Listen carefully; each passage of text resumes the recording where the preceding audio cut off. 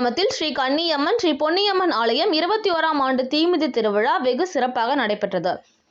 மாடம்பாக்கம் கிராமத்தில் அருள்மிகு ஸ்ரீ கன்னியம்மன் ஸ்ரீ பொன்னியம்மன் ஆலயம் 21ஆம் ஆண்டு தீமிதி திருவிழா நடைபெற்றது.